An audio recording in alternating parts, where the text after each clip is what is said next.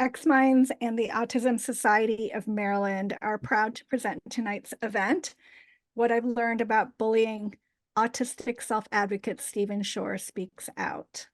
I'm Melanie Carlos, and I'm Executive Director of xMinds.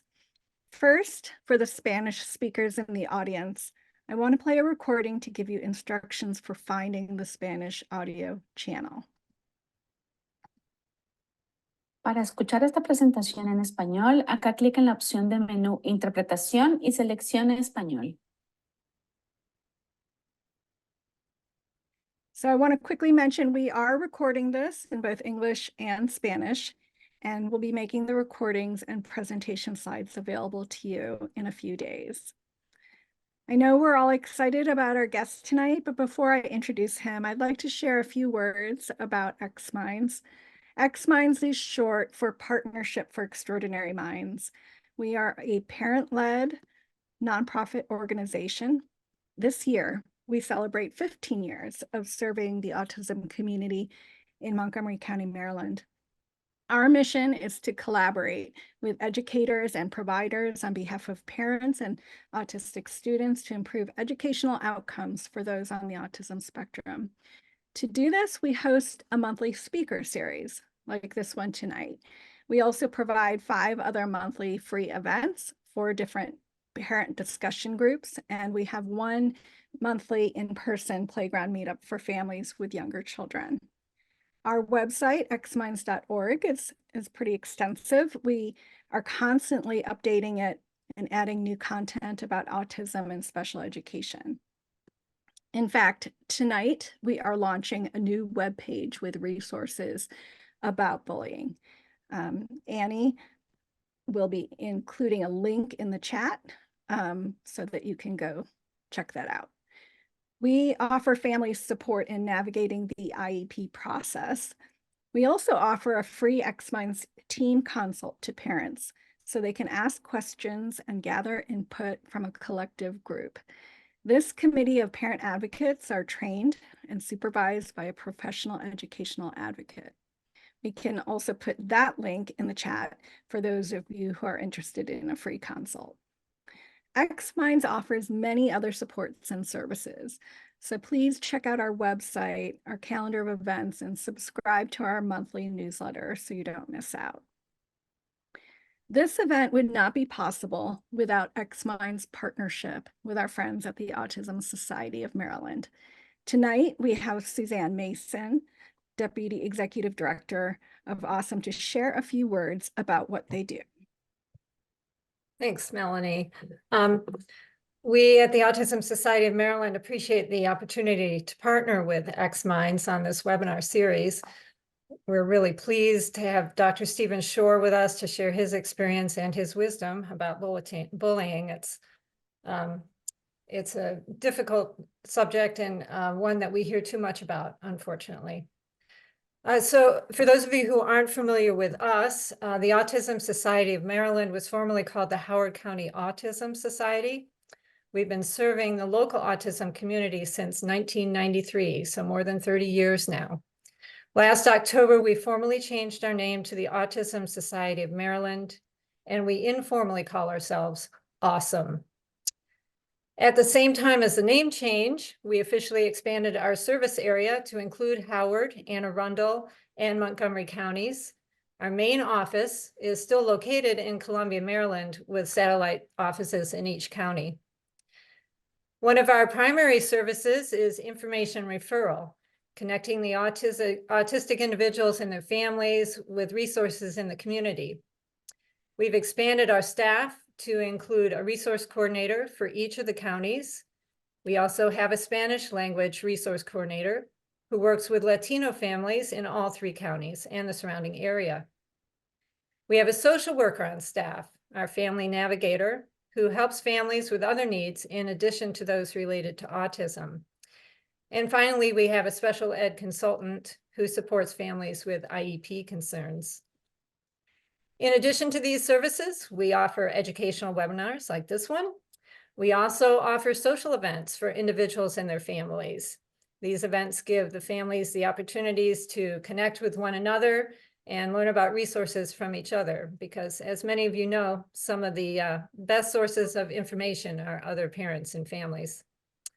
I should also mention that we have family support groups that meet monthly, and they support caregivers, parents, adult siblings, and we also have a support group that's held in Spanish.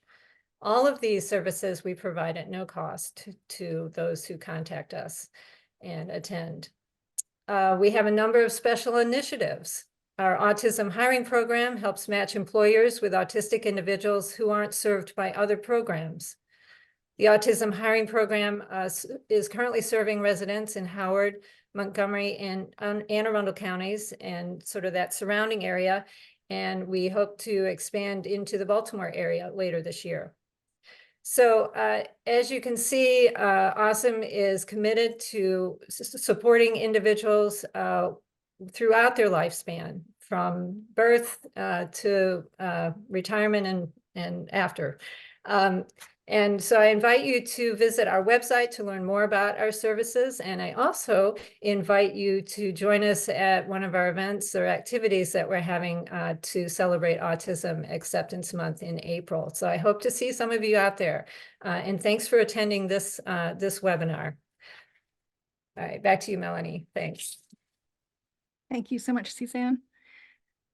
So tonight you're in for a treat. We are honored and excited to have Dr. Stephen Shore with us tonight. Dr. Shore is an internationally recognized speaker. He's actually in Brazil right now, speaking at a conference. He serves on the board of several prestigious autism organizations. He has written several books. Dr. Shore is a clinical associate professor of special education at Adelphi University.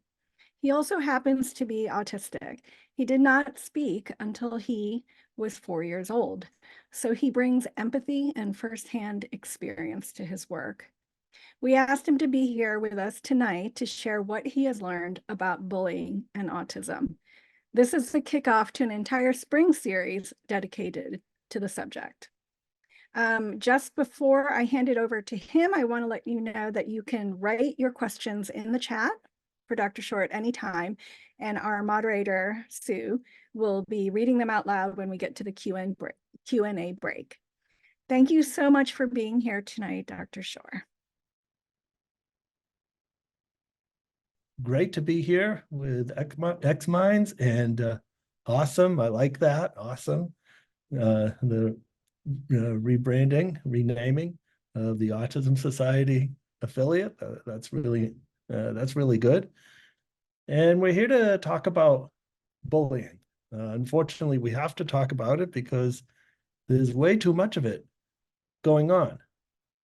And so let's take a look at some things that I've learned both as a bullied person and as doing research in this area and helping school systems eradicate bullying, helping autistic people deal with being bullied. So let's let the fun begin.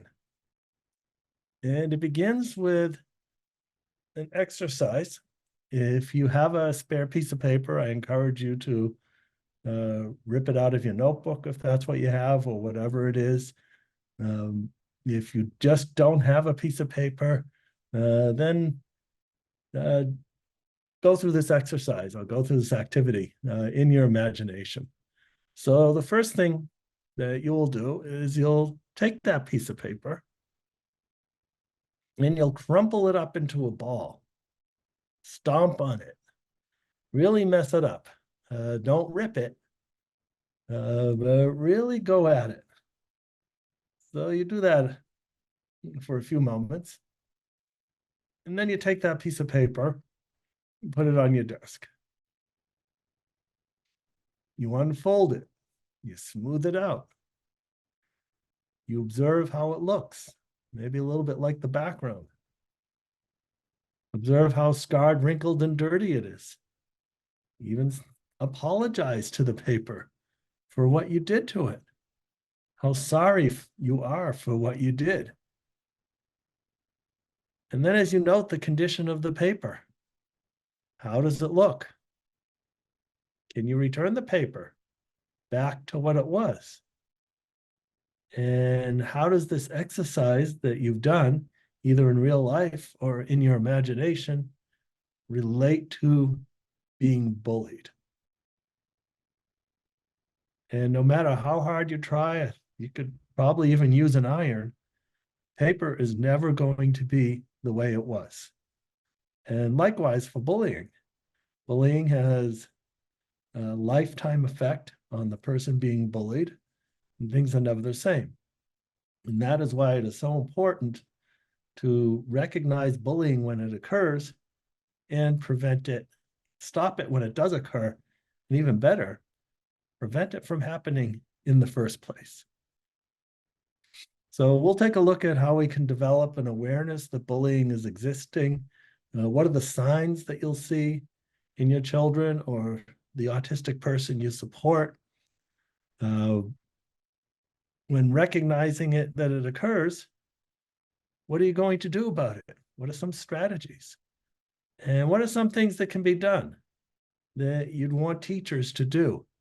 Or maybe you may even need to suggest to teachers to make the school a safe place and to bully-proof the environment. So a little bit about me, what brings me here to talk to you about bullying. We'll take it from the beginning. Things were pretty typical at first. At 24 hours of age, my wife says I looked like an egg. And then at 18 months, the regressive autism bomb exploded, like it does for about 30% of us on the spectrum. And I lost functional communication, had meltdowns, with the proof of the environment. And in brief, I became a very autistic little kid. There was so little known about autism in those days. Where does it come from? What do we do about it? We're still asking those questions today. However, I am encouraged as I travel the world talking about autism. Right now, I'm in Brazil, calling in from Brazil, and I'm seeing a lot of work being done, reframing how we look at autism. And the question is now becoming, what can we do with autism, with the characteristics, with the strengths that come from being autistic? So back to my situation. It took my parents a year to find a place for diagnosis. And when they did, the doctor said, well, gee, we've never seen such a sick child. Send him off to an institution. Fortunately, my parents, like we see increasing numbers of parents today, just like you, others around the world, they advocated on my behalf. And they convinced the school to take me in about a year. And it was during that year my parents implemented what we would today refer to as an intensive home-based early intervention program. And this was a program. It was more of a, what we would term today as a developmental-based, child-centered, maybe play-based type program, like 4-Time or Miller Method or RDI, kind of like that. And they emphasized music, movement, sensory integration, narration, and imitation. And all of this is just today's terminology, because in those days, the concept of intervention didn't even exist. So really, it was just parents doing what desperate parents, in my case, trying to reach their kid. And initially, they tried to imitate me. That didn't work. So then they flipped it around. And or actually, first they tried to get me to imitate them. I had it backwards. And perhaps due to a difference in mirror neurons, that didn't really work. So they flipped it around and imitated me. And once they did that, I became aware of them in my environment. And then they were able to move me along. And that's why it is so important, and so much credit goes to parents of autistic children, because that's where it starts. It starts with the parents. And my parents, they met me where I was. That's the first part. And then secondly, they developed a trusting relationship. And these are two prerequisites that's needed in order to do authentic and meaningful and productive work with an autistic person.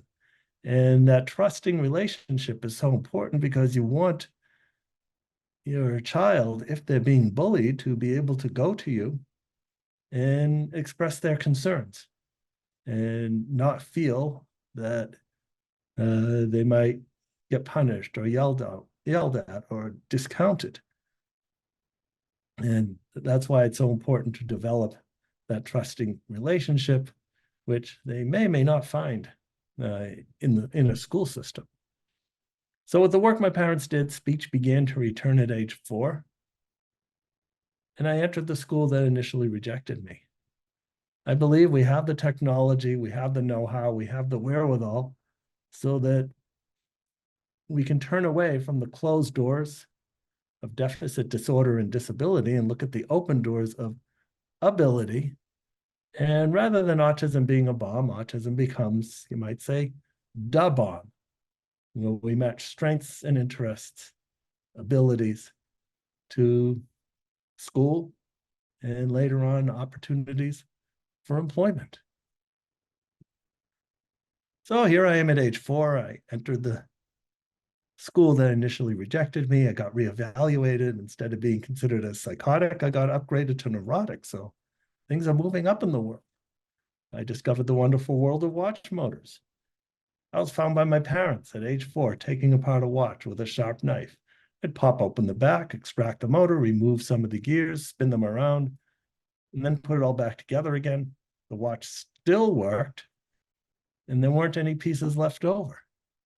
So my parents, upon noticing this, turned away from the closed door of deficit disorder and disability and looked at the open door of ability, and soon found all kinds of other devices to take apart and put together. They supported my interests, part of developing that trusting relationship. They also were building a sense of self-awareness. And this is also an important component. My parents used the word autism in our house just like any other word. And so for as long as I can remember, probably since about age 5, when my speech, oral communication got to a level where we could discuss such things and had enough awareness of what was going on around me, I knew I had this thing called autism. We didn't know much about what it was, but it certainly helped explain a lot of differences.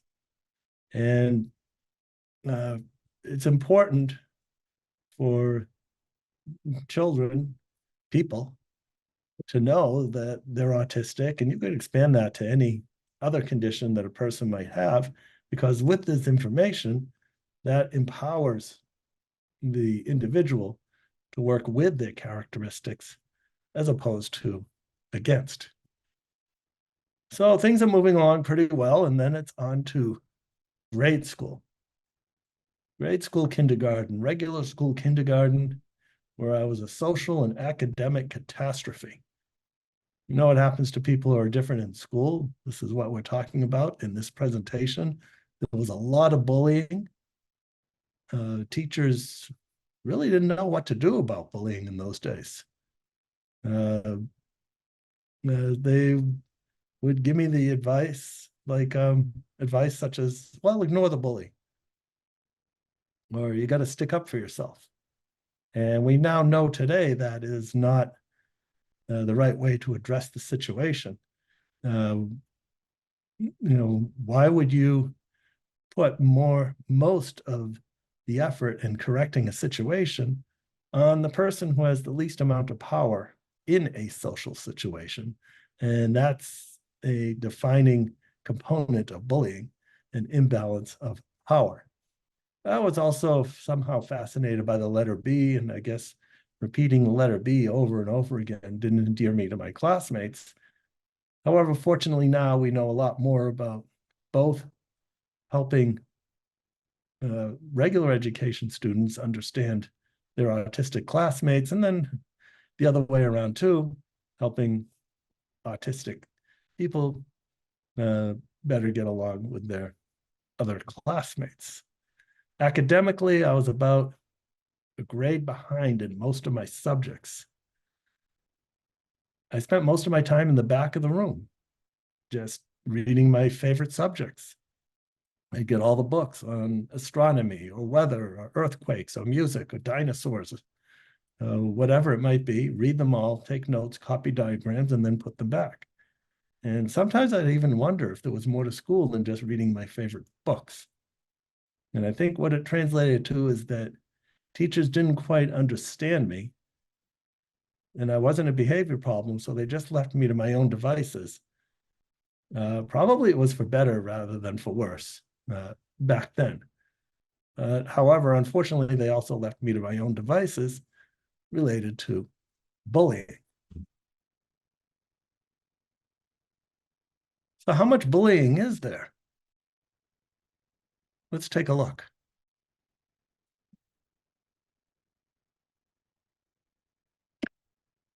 The numbers are pretty shocking.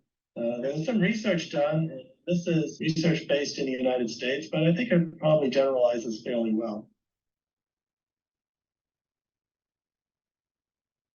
And what was found by the authors of Perfect Targets, she found that students on the autism spectrum are bullied 46.3% of the time. And if we go deeper into the research, it becomes more interesting. And that is, it was found that if the examiners talk to the teachers, how often do you intervene when you see bullying? Teachers said that they intervened a little over 70% of the time, which is, well, it's not too bad, but I'd really like to get it closer to 100. Be that as it may, students were asked the same question. Students reported a rate of 25%. Then they did some observation. They found that in the classroom, educators intervened only 14%. On a playground, which has relatively less structure, now you're down in the single digits, like 4%. Well, it's a lot of bullying. And in fact, every autistic person I know has been bullied, except for one person, but he had an advantage that other people don't have. And that is his father was the principal of the school.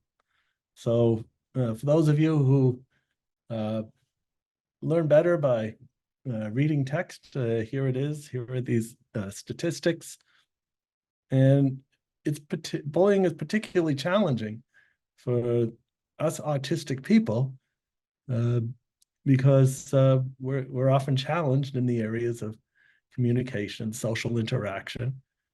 And we also know that inclusion and a sense of belonging, where we improve social integration, is helpful. That's a helpful anti-bullying strategy. And let's take a look at some more information. What is bullying? And here's a pretty good definition. It's unwanted, it's aggressive, there's a power imbalance, there's the potential for the behavior to be repeated, or it is over time, and there's serious lasting problems. So we often think about bullies as big, ugly, loner, losers, and yearning attention, and they may be all of the above. At the same time, it's also important to realize that bullies are people too, and we need to engage in strategies to detect when someone is bullying, and also what are the underlying difficulties that may be causing that bullying. So what is not bullying? Now, these are all aggressive and very serious behaviors that need to be addressed. But they're not bullying. So peer conflict, so you have a conflict with somebody, it's not bullying. It can be a very unpleasant situation, a very serious situation, but it's not bullying. So what is bullying and what does it look like?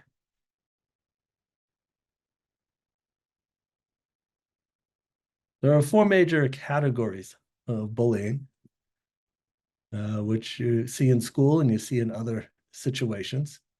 Probably the most common is what we see is verbal bullying. And you see all of these things happening, whether it's taunting or teasing or calling someone names, inappropriate comments, sexual or otherwise. So in brief, it's when someone is saying or writing mean things. When there's also the social bullying. And these aren't always separate categories. Often you'll see two or more of these categories being, you might say, implemented at once. And social bullying is serious as well, where the attempts are made to hurt another's reputation or relationships. If you watch the movie Mean Girls, you'll have a really good idea of what social bullying is. And physical bullying. And that is hurting a person's body or possessions or threatening to do so in a repeated manner for all three of these things. The new kid on the block, well, not so new anymore, and also needs to be reckoned with, is cyberbullying. So I didn't grow up with cyberbullying. We didn't have cell phones. We were just barely getting into computers, and they were certainly not common like we see today. There was no internet. And we can see these three types of bullying occurring via the computer. But the real challenge is that cyberbullying can be 24 hours a day. And it also has greater reach, worldwide reach, potentially. So what do we do about that? What can we do to prevent bullying, cyberbullying? And it's important to know what your kids are doing online. It may seem like an invasion of privacy, but it's also important to keep children safe. And it's not to interfere, but it's more of having a sense as to what's happening online.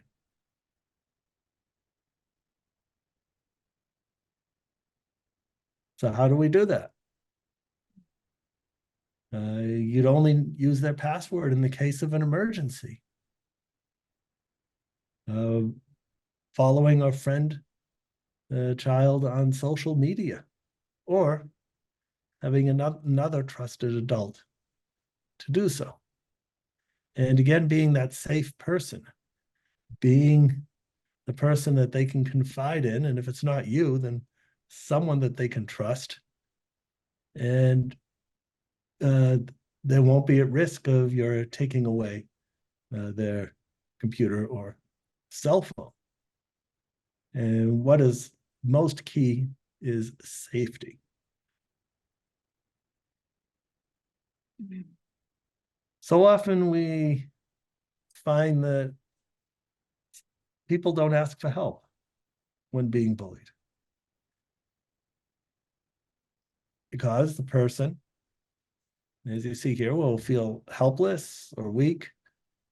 And I remember when being bullied, I often be told, well, if you tell the teacher, we'll beat you up, or something of that nature. So there's always the threats that the bully will make if you tell another adult. Perhaps the child will feel like they're being judged, or they may feel socially isolated. So what are the effects of bullying? And these could be very serious effects. You're doing a great job, sweetie. All right, thanks. Yeah, thanks for the feedback. All right. Psychological depression. Is your child more depressed than usual? Do they seem more anxious than usual? Are they sad? And you see here a classic signs of depression. It's depressing to be bullied. And we also know that depression often goes along with autism. there's a higher incidence of depression in autism than there is in the non-autistic population.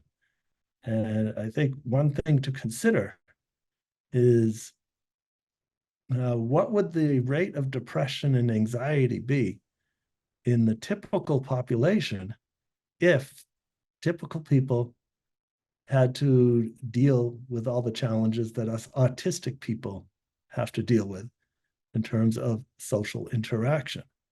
And my sense is that the rates would be about the same. However, this isn't an experiment that you can conduct, but it's interesting to think about. Are there excuses for not going to school?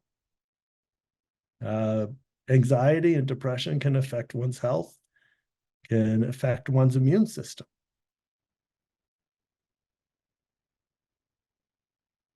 And I have many autistic friends who were bullied and had really significant social challenges socially interacting. And it feels like with these individuals, their immune system is shot. It's had a real effect, and it continues even as an adult. So both the psychological and health issues that can be caused by bullying are lifelong, just like that piece of paper that you crumple up, but you can never restore it to the way it looked.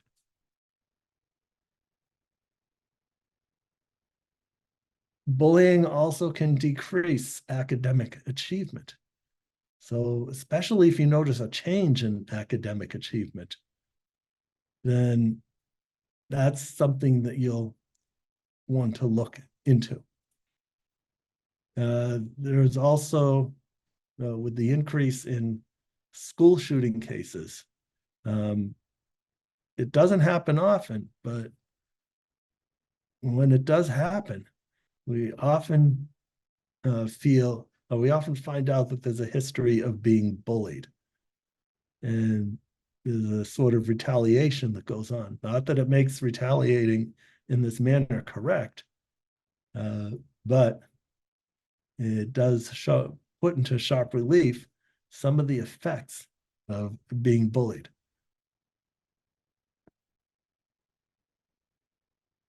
So, educating others about bullying.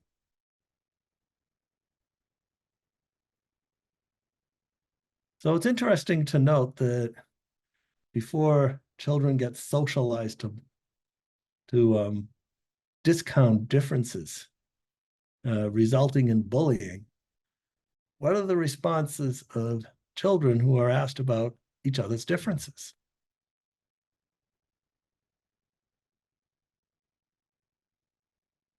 Well, that would have been a nice video to watch if, anyways, the context of this video is, let's try one more time. Nope. The context of this video is children, a number of children are asked, what's the difference between you and me? And clearly there's a difference. One child will have a disability and the other one won't. However, it's not noticed by these young children.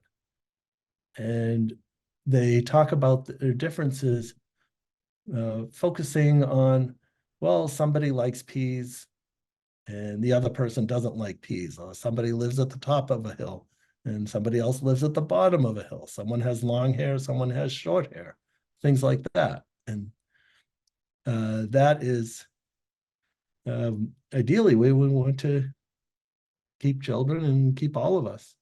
The differences are just differences. They're not good, they're not bad, they just exist. And sometimes when conducting anti-bullying sessions in schools, say in a middle school, I'll start by talking about differences. And the most easiest difference to talk about is our sensory differences. Sensory differences. So we'll have a discussion. And I'll often start out with pudding and Jell-O. And I'll ask the students, if you like pudding or Jell-O, raise your hand. And you'll get a good number of hands that go up. Those of you who don't like Jell-O or get grossed out by it, raise your hand, and there'll be a good number of students, as with adults, autistic or otherwise, who just kind of get grossed out by these foods. And no one's better than anybody else, but it's just a difference. And then we can move from sensory preferences to, for example, cognitive differences. How many of you are good at math? Raise your hand. How many of you wish you were better at math? And you could do this with any subject. And what happens is students start learning about each other's differences, many of them that they don't know about, and nobody's better than anybody else. And what I found real interesting is that I was having this discussion with a class in the Bronx. It was a middle school class. And one of the students felt comfortable enough in the class to disclose that he had a strain of autism. So what he meant by a strain of autism, I wasn't exactly sure, but he did look quite Aspergerish to me. And what was most important is that he felt comfortable enough to disclose to his classmates, well, gee, I'm autistic. And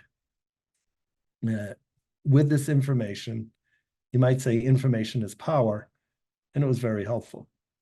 I know of an autistic parent who has an autistic son, and she would begin the school year by doing a brief presentation about autism to the class. Her child wasn't in the class at that point.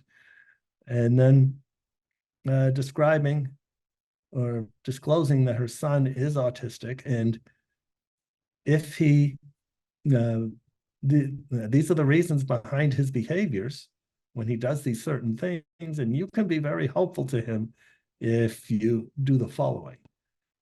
And what this resulted in was her child not being bullied by any of his classmates throughout his entire grade school career, you might say. However, unfortunately, there was some educational bullying, and there were teachers who bullied him. So that's also something that's important to be aware of. We might find bullying from school personnel as well. So how do we recognize it when it occurs? And it can take the form of checking off boxes, but it also can take the form of asking questions, discussion.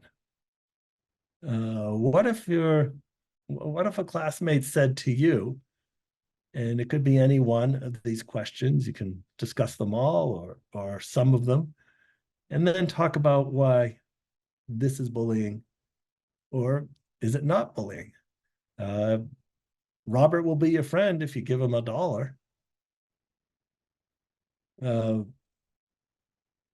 Alicia says that she'll be your friend. She is your friend. She plays with you. She asked to borrow $1 and then promises to pay it back the next day. And indeed, she does pay it back. So that's a friend. Because often us autistic people may not even realize that we're being bullied.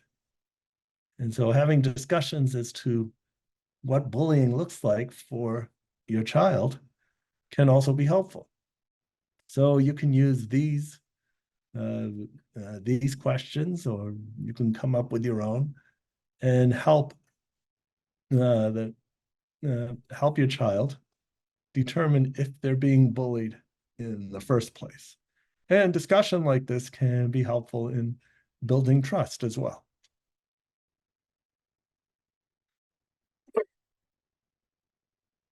Now, I know most people here are parents. However, it's important to look at some strategies that teachers will want to use, should use. Often the best educators the best educators to teachers are parents, because you are the experts on your children. You know them better than anybody else. And perhaps kindly suggesting to a teacher this is something that could be done, or perhaps even having it written into an IEP, because then it becomes a legal agreement and it has to be done. So these are some things that a teacher can do, or that you can recommend to a teacher, or perhaps even put into an IEP that can be done to recognize and eradicate bullying. Role playing a scenario, I put that in bold because that's definitely something that you can do at home with your child.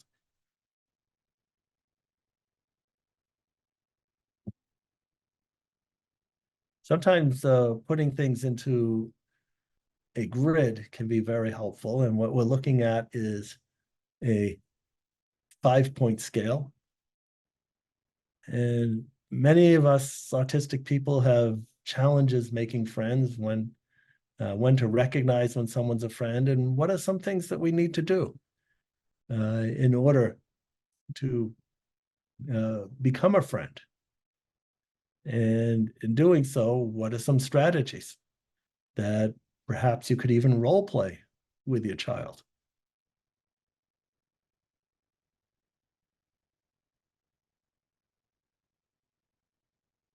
And as the child gets older and starts thinking about dating, which can be extremely challenging, I know that I was just so challenged by the thought.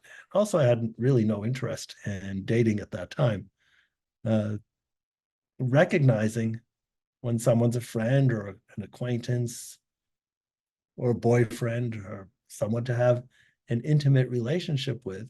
And unfortunately, sometimes what happens in schools is that a bully will pretend to want to date the autistic student, but not really. And then when they reveal that they're just doing this as a joke or on a dare, that becomes real challenging for the autistic person. Some more strategies that you can hand over to your teachers. And maybe you could even do this at home too. So we've got wrinkled Wanda, that's an example. And it's a variation on the paper activity where you crumple up a piece of paper and then try to get it back the way it was. And sometimes doing this on a class-wide level can be very helpful for students to learn about bullying.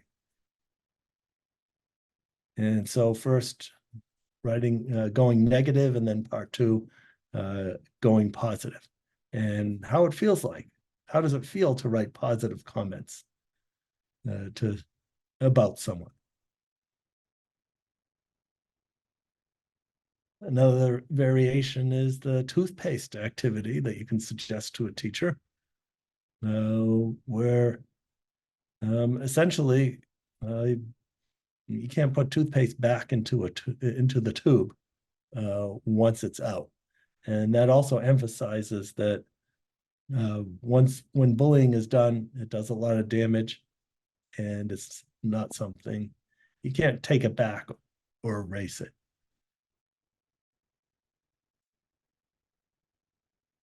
Wonder if this one works. Well, let's find out. Can a student with a disability be a bully?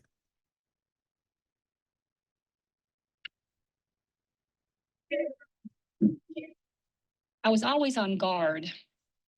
I'm always afraid that something's going to happen when I'm not there and that they're really going to need me. And that's scary.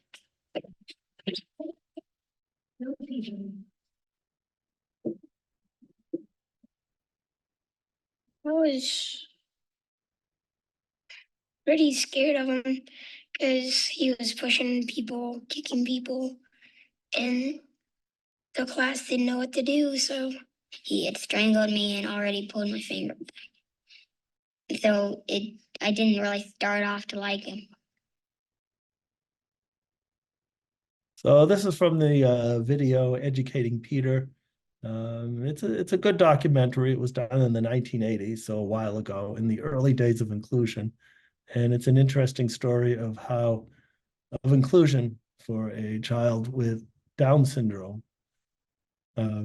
And it's on YouTube, so you can look it up and watch it on your own. It's only about half an hour. But anyways, can a student with a disability, can an autistic student or an autistic individual be a bully? And yeah, we could be bullies too. I hope that I haven't bullied anybody, but yeah, I guess I would know if I had bullied someone. But it is possible for an autistic individual to be a bully.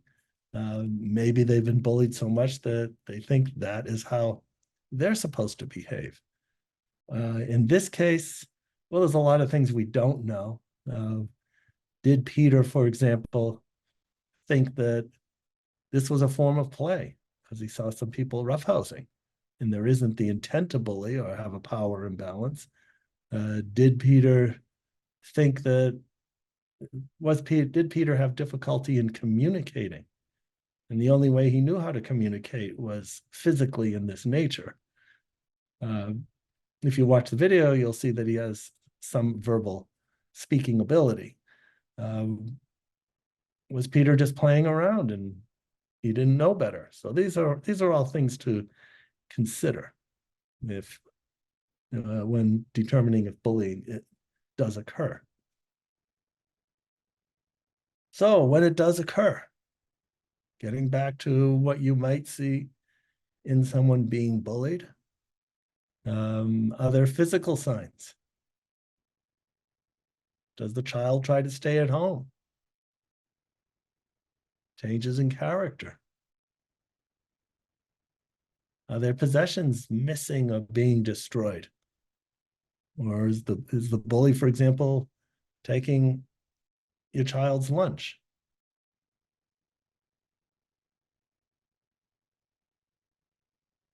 And then what about people who are doing the bullying, recognizing that someone might be a bully? Physical and social hints that is their circle of friends. Are they bullies? Increasing aggression? Frequent flyer of the principal's office. And these are just some things to consider. Another telltale sign is, does the child have unexplained extra money or new belongings, and where are they getting that from?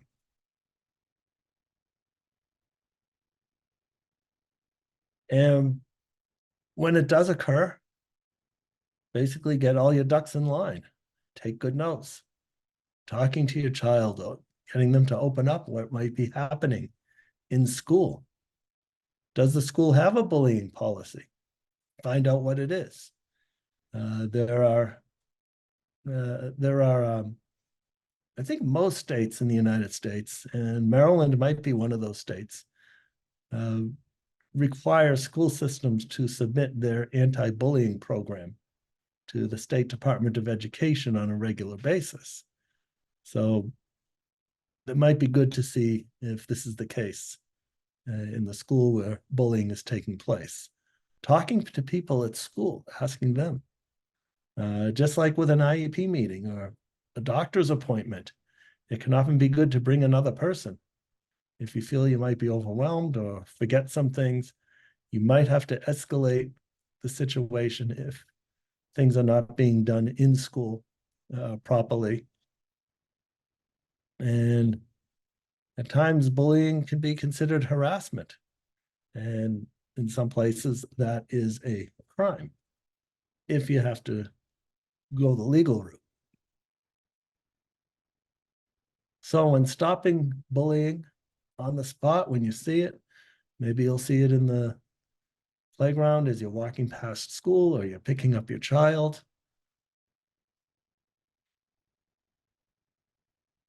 And if you see it, you want to stop it right away and get others to help if that's needed. People need to be safe. And making sure you're calm and respectful when you see it happening, when you're breaking up a bullying situation.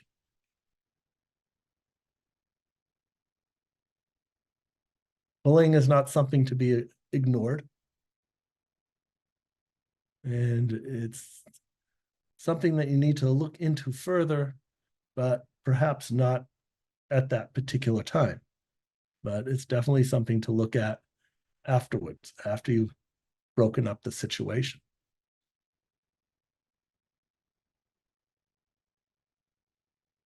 And if it's really serious, you may need to get help from police or medical professionals.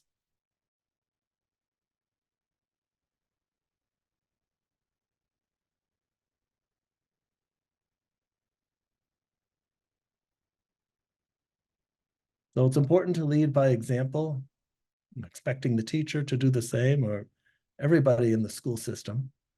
And just a reminder that often we lack the social understanding or typical theory of mind to just work things out. And again, why would you ask the person who has the least amount of power in a social situation to be doing most of the work? There are plenty of resources out there. Discussed a few. Carol Gray wrote one, How to Respond to a Bullying Attempt.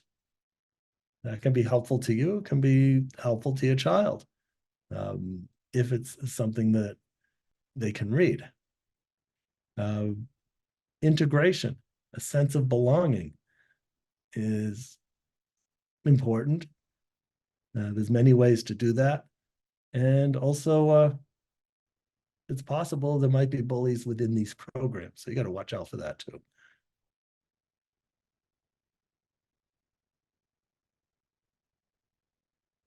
And these are other things that you'll want to see teachers doing. And perhaps providing suggestions if they're not already doing this. Now, if I had a child who was being bullied, I'd definitely be asking these questions as to whether this is happening in the school system.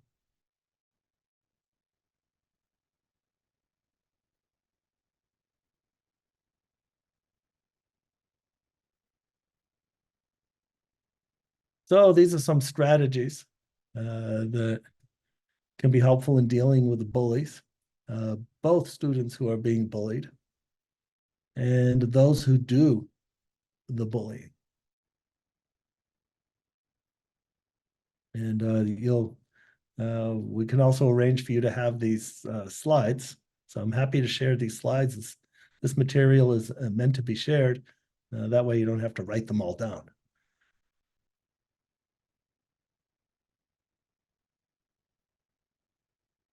And it's also important to get input from autistic people. So we have Cassiana Sibley, who has been told so many times that it was up to her to stop the bullying. Nobody asked to be bullied.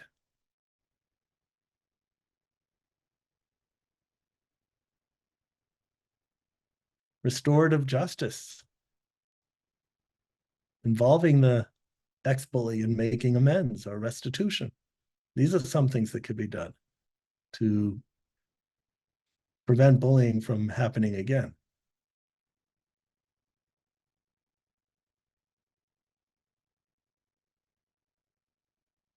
And these are some ideas that, again, you might want to give to the educator if they are, if they're not already doing them already. So you'd be wanting to look into whether this is happening at the school if you see bullying occurring. And here are some more people who have either been bullied or they're school administrators. A lot of, I find interesting the one by Kim Bessie.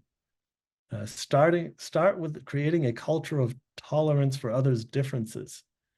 And might even prefer to use the word of acceptance of others' differences and non-acceptance of unkindness towards others.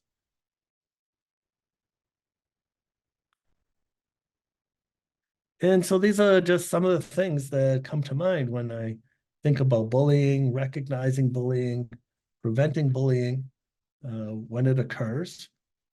And I think we're right at the 1 hour mark. which means now's a good time to ask questions. Great. Okay, well, thank you, Stephen. We do have some questions. We have some questions in the chat, and everyone should feel free to continue to put your questions in the chat.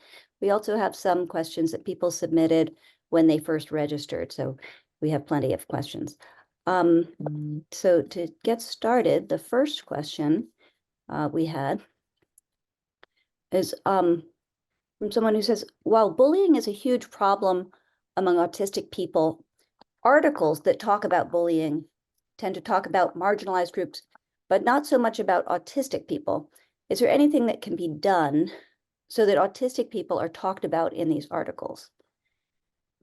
I think it's usually when these articles occur or are written, especially if they're on a blog online, responding in the discussion section and essentially asking, well, what about autistic people as well?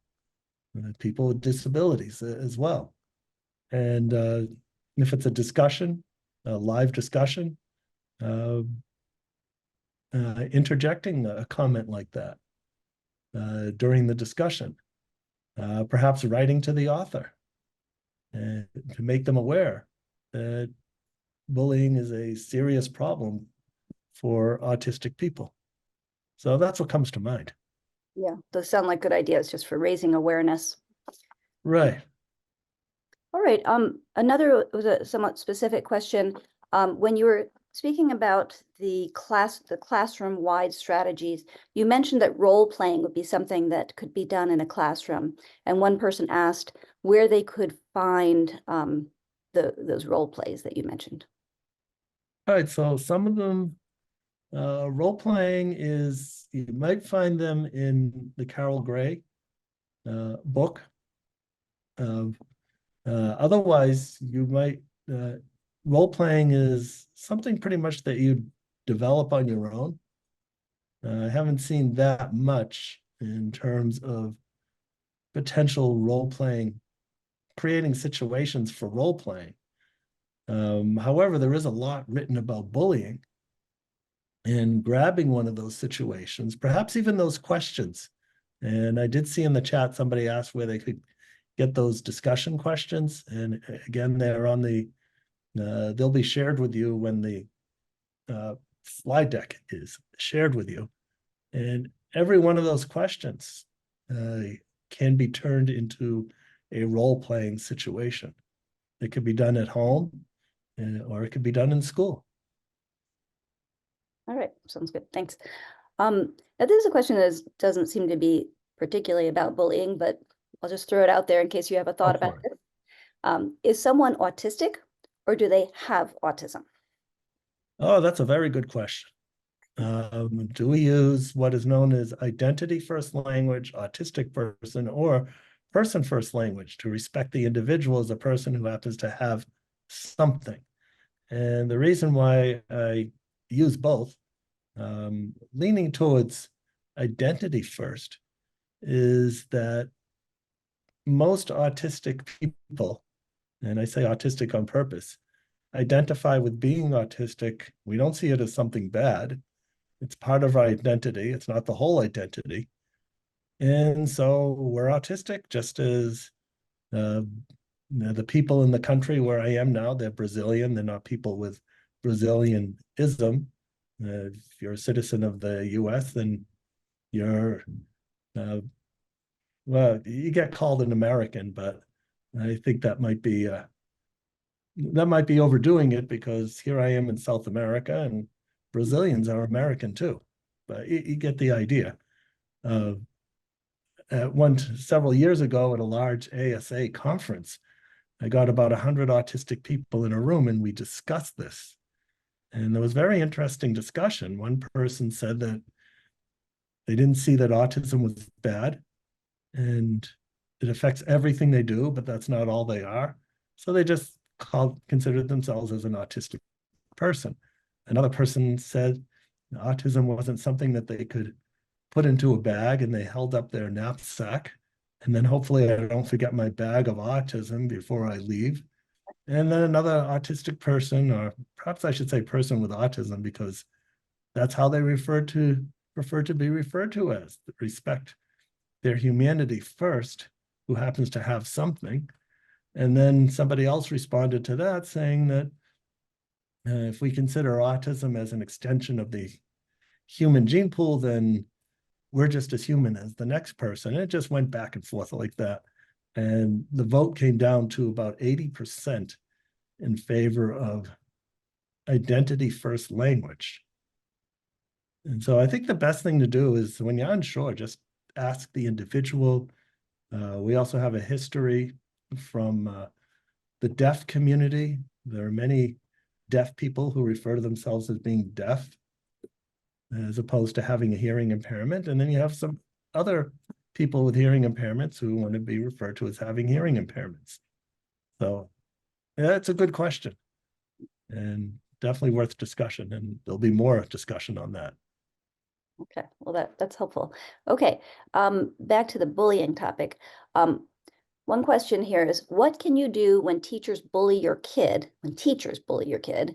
and they allow for other kids to bully your child? Take good notes. See if other people are observing that in the class. And you'll probably have to go above the teacher's head to the special ed director or the department chair of that teacher. And you might have to take it all the way up to the principal and beyond. The important thing is that bullying should not be tolerated. Okay, another question says, other than the bullying form, what documentation are parents entitled to receive from the school after an investigation? And I actually want to just add to that I think there is a problem with sometimes parents never find out what the school has done because of privacy concerns for the other child involved. Do you know anything about that? Yeah, I wish I knew more about that. And I would go to an educational advocate to begin with.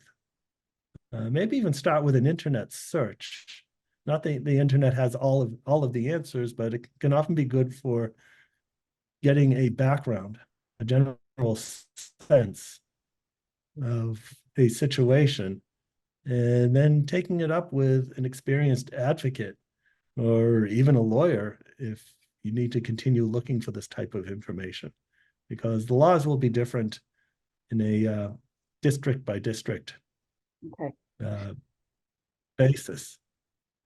Okay, and I might just tell the parents that we are going to have another speaking event which will include an education lawyer who can address this question, and that's going to be Good. 4th. So we'll be addressing more specifically questions about how to handle advocacy with the school. Okay. If it becomes necessary to escalate outside the school, what would be the next step?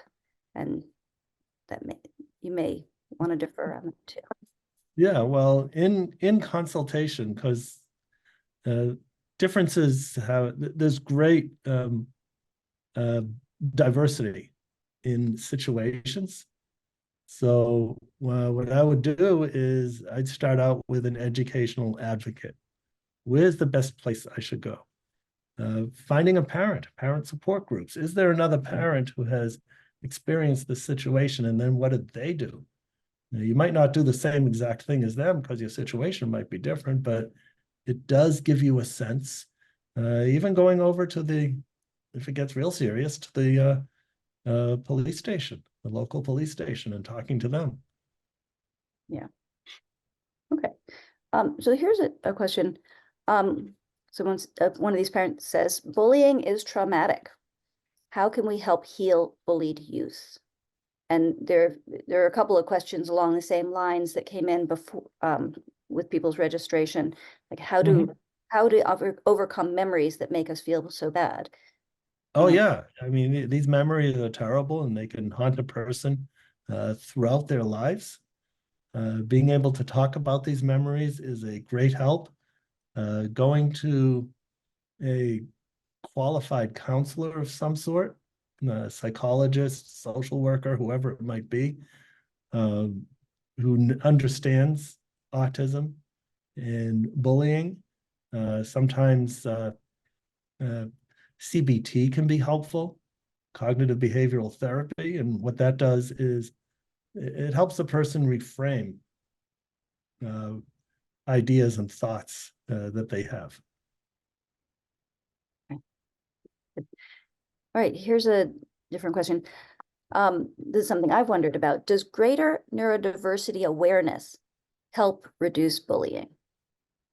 Yeah, it does, because what it does is it brings, it increases the amount of information about differences. It often we hear the term neuroaffirmative, which means affirming the great diversity that we find in the human gene pool.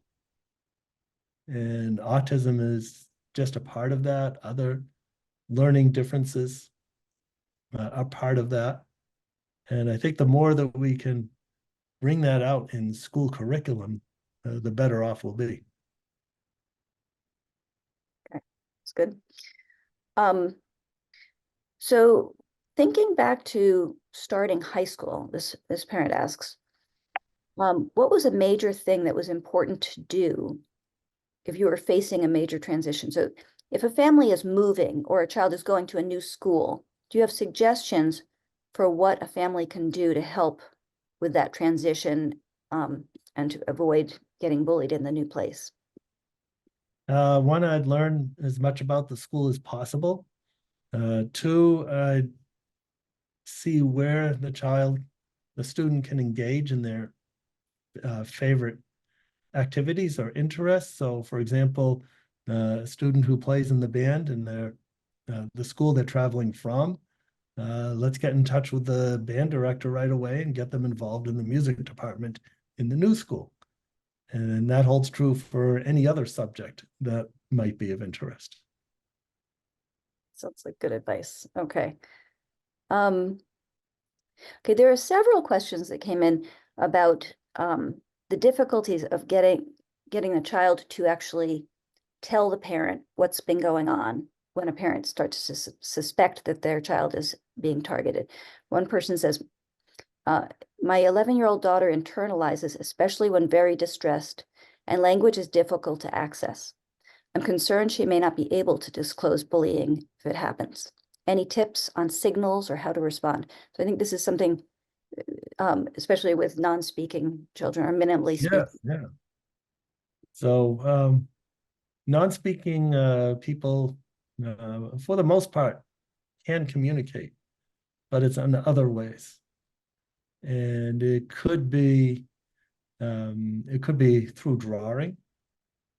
It could be through telling stories. And these are some things that you'd want to find a qualified helping professional to address these, because these are strategies that may go beyond a typical person who doesn't have training in these areas.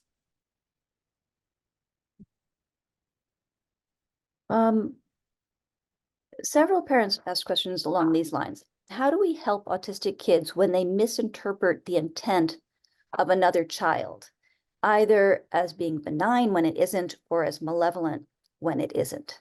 And one person specifically asked, their child is at college and they're having difficulties discerning whether friendly joshing is bullying or is genuinely friendly. And at all different ages, people are having this worry that their child's misinterpreting what's going on. Yeah, and that can be a hard thing to do, because it's something that can be discussed and talked about, but putting it into practice in real time can be a challenge. Possibly some role playing could help with that. Talking about what cues to look for that indicate that someone's telling a joke or is just goofing around versus as they're really being a bully. And I've seen that. That's that commonly happens because you often see typical teenagers pushing each other around, acting rough. Uh, Sometimes it looks like they're fighting, but they're not. Some sort of play fighting or wrestling. And how do you determine that from when there's something really serious happening, or if it's just goofing around? Yeah. I wish I had a really good, solid answer to that, but it's a hard thing to address. Yeah. Okay. How about what information or supports do you wish you had access to as a child? What would have helped? I think what would have helped is more teacher education as to recognizing and eradicating bullying, a realization as to how serious bullying is, and also education of students, my classmates, about people with differences. Oh, those all sound like good things. Okay, here. I am concerned that my child needs to leave a very wonderful special program at his public school because of bullying. It feels so unfair that he might have to leave the program instead of the bully. Do you have any thoughts on making a change this big where he would be missing out on a huge opportunity that he's really excited about because of the actions of others? Yeah, I think that's a real last resort type of thing. So I do everything in my power to document the bullying that is occurring. And are other people finding out if other people are noting this as well?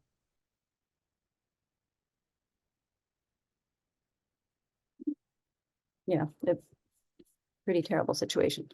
Okay, we got a few more questions down here. Okay, so one parent asked, how do we talk to our child about bullying? What age is a good idea to have this talk? Now, I think earlier rather than later. And of course, the discussion has to be appropriate to the developmental level of the child.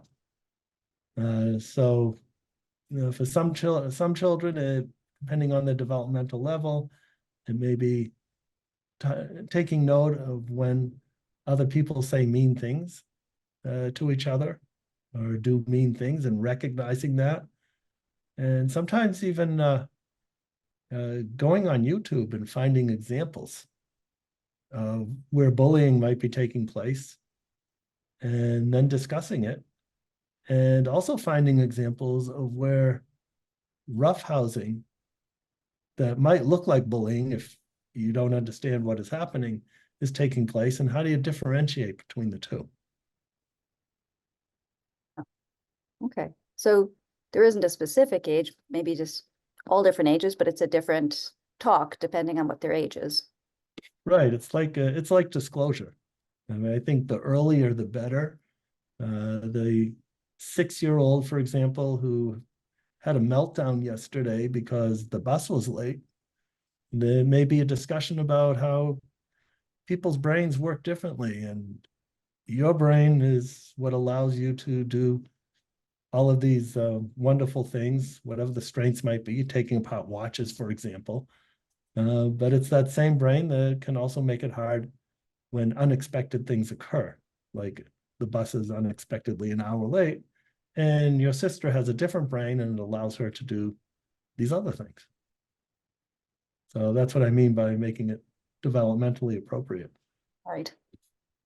Okay, one parent is asking about what do you do as a parent when you know that a specific child is bullying your autistic child? We've talked about if the bullying's happening at school, but what if it's happening in your neighborhood? So it's not part of the school. Then it's a matter of documentation. So where is it happening? Is it happening on the bus? Can that be documented? Is it happening as the child walks between, for example, the supermarket and the school, or I should say, a supermarket and home, or between home and school?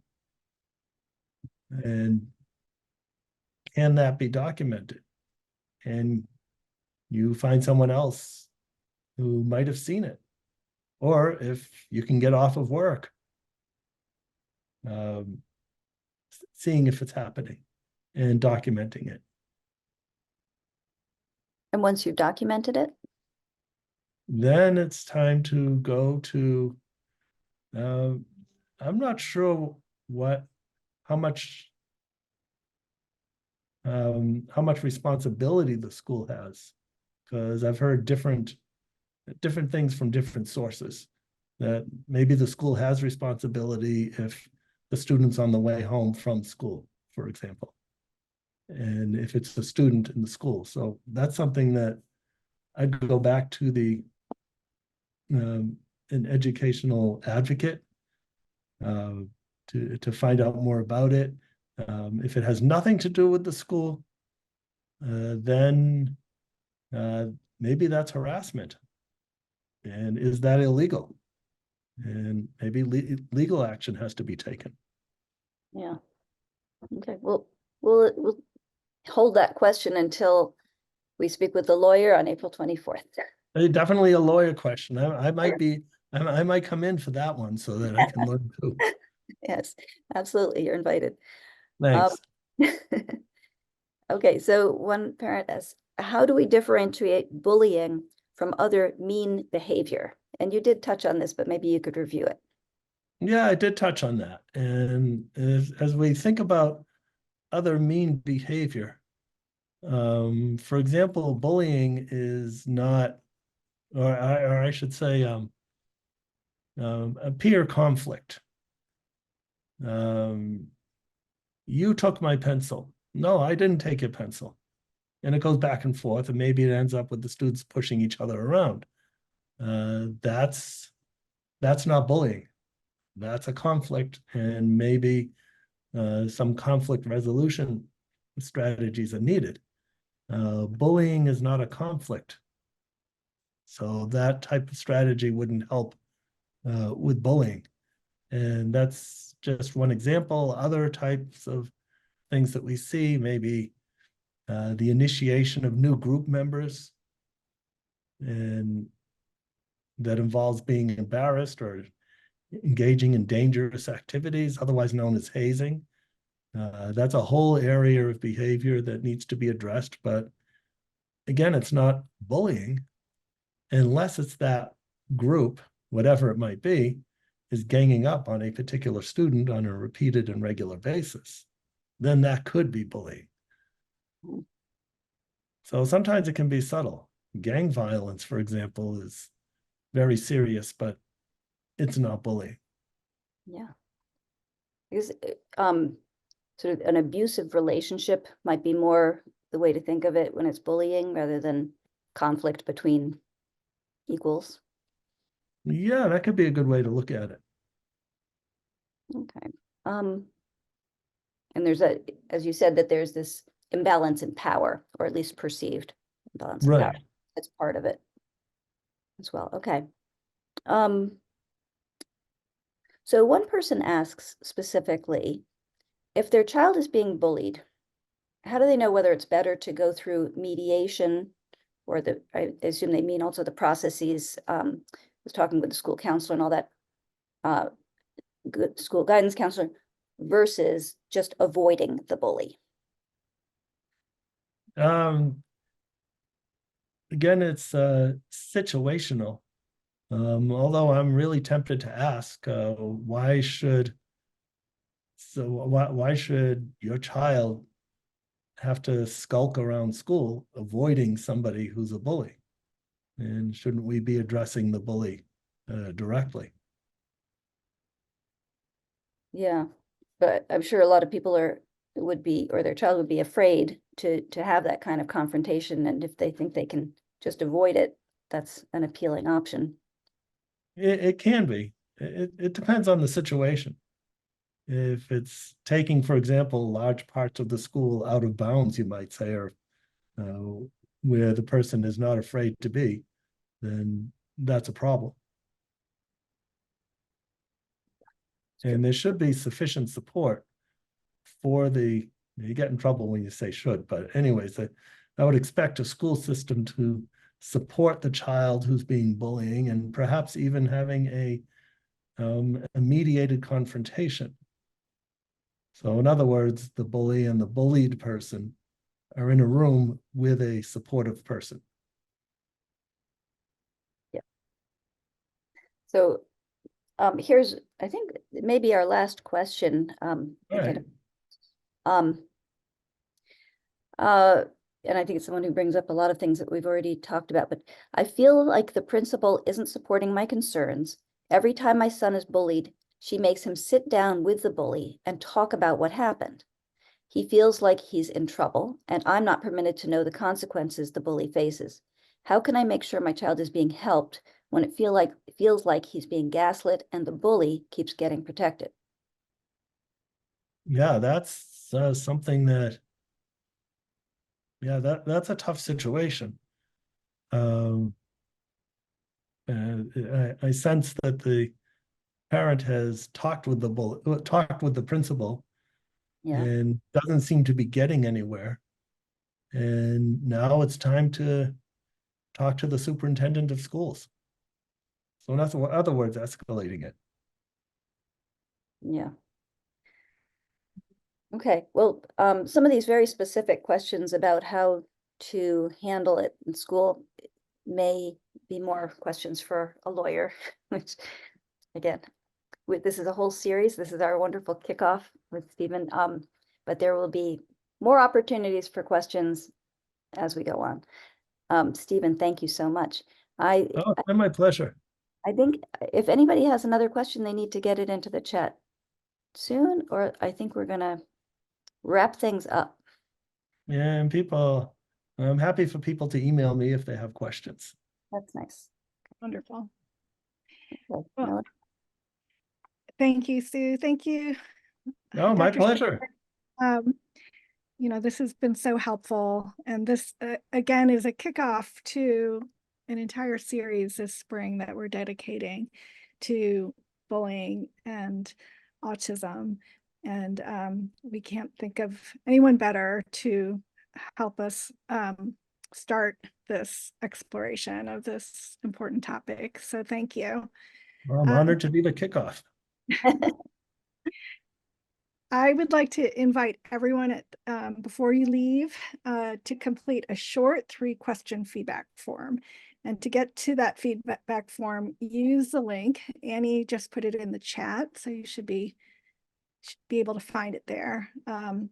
As we've mentioned throughout, we've recorded this presentation, and we will be emailing a link if you've registered with us.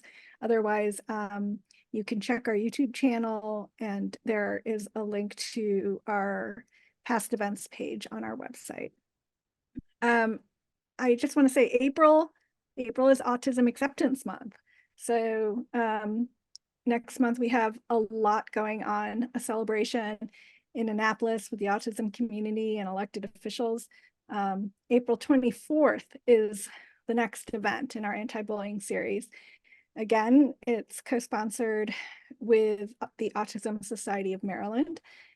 We're going to have a psychologist and consultant from Children's Hospital of Philadelphia, Dr. Christine Wanders, to talk about the intersection of bullying and autism, and special education attorney, Ashley Van Cleef. It sounds like there were a lot of good questions for her, so don't miss that. She'll be teaching us about the legal rights of autistic students in Maryland when it comes to bullying, and she'll be offering practical advice on what can be included in the IEP.